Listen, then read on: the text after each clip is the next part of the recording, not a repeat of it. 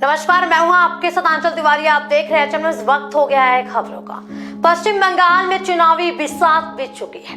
एक तरफ जहां ममता दीदी अपनी सत्ता बनाए रखने के लिए हर संभव प्रयास कर रही हैं, तो वहीं दूसरी तरफ बीजेपी साम दाम दंड भेद के जरिए किसी भी तरह सत्ता पर काबिज होना चाहती है। लेकिन बंगाल का यह दंगल AIMIM की एंट्री से अब और भी ज्यादा दिलचस्प हो गई है। ओवैसी की चुनावी एंट्री से मुख्यमंत्री ममता बनर्जी के माथे पर बल ला दिए हैं, क्योंकि ममता बनर्जी को डर है कि ओवैसी उनके मुस्लिम वोट बैंक में सेंध लगा देंगे। सोमवार को ममता को बंगाल की सत्ता दिलाने वाले आंदोलन के मास्टरमाइंड रहे पीरजादा अब्बास सिद्दीकी से ओवैसी की मुलाकात इसी बात की तरफ तस्दीक करती है। दरअसल AIMIM बिहार विधानसभा के चुनाव में मिली कामयाबी से काफी उत्साहित है। वो इसका फायदा पश्चिम बंगाल में उठाना चाहती है। यही वजह है कि पार्टी के मुखिया असदुद्दीन ओवैसी लगातार इसकी रणनीति पर काम भी कर रहे हैं। मुस्लिम ध्रुवीकरण के लिए ही उन्होंने पीरजादा अब्बास सिद्दीकी से मुलाकात की। ओवैसी को सपोर्ट का वादा करने वाले अब्बास सिद्दीकी हुगली जिले की फुरफुरा शरीफ दरगाह से जुड़े धार्मिक मुस्लिम नेता है। अब्बास सिद्दीकी ममता बनर्जी के कट्टर सपोर्टर रहे हैं और ममता के सत्ता की सीढ़ी तय करने में अब्बास सिद्दीकी के दरगाह की बड़ी भूमिका भी रही है। माना जाता है कि बंगाल की करीब 100 सीटों के नतीजों में फुरफुरा शरीफ दरगाह की निर्णायक भूमिका होती है। ओवैसी पीरजादा के कंधे पर बंदूक रखकर मुस्लिम वोट बैंक को अपनी तरफ खींचना चाहती है।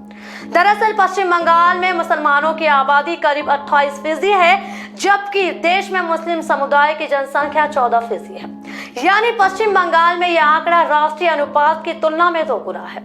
इससे समझा जा सकता है कि यहाँ के विधानसभा चुनाव में मुस्लिम वोटर कितने महत्वपूर्ण हैं। यहाँ की 294 में से 125 विधानसभा सीटें ऐसी हैं जहाँ मुस्लिम वोटर निर्णायक है।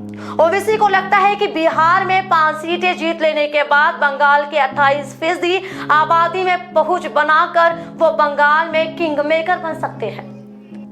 2016 के विधानसभा चुनाव में इन 125 सीटों में से ममता बनर्जी को 90 सीटों पर जीत हासिल हुई थी। यानी पश्चिम बंगाल में मुस्लिम समुदाय का समर्थन तृणमूल कांग्रेस के साथ है। ममता बनर्जी की सत्ता में वापसी इस वोट बैंक के कारण संभव हुई थी। बिहार चुनाव में ओवैसी ने जो 5 सीटें जीती हैं, वहां मुस्लिम वोटरों की आबादी करीब 60% थी। मुसलमानों ने राजद और कांग्रेस को छोड़कर ओवैसी को अपना रहनुमा मान लिया। यही वजह है कि ओवैसी की कट्टर राजनीतिक शैली मुसलमानों में तेजी से लोकप्रिय भी हो रही है। पश्चिम बंगाल की 125 मुस्लिम बहुल सीटों में से अगर 15 से 20 पर भी ओवैसी का जादू चल गया तो ममता बनर्जी के मंसूबों पर पानी फिर सकता है और ओवैसी पश्चिम बंगाल में अपनी पेट जमा सकती है। फिलहाल ओवैसी की नजर मालदा और उत्तर दिनाजपुर सहित मुस्लिम बहुल इलाकों की सीटों पर है। ओवैसी ने जिस तरह से अब्बास सिद्दीकी के चेहरे के सहारे स्थानीय मुस्लिम नेता का समर्थन जुटाने का दांव चला है, वह ममता के लिए सिरदर्द बन सकता है।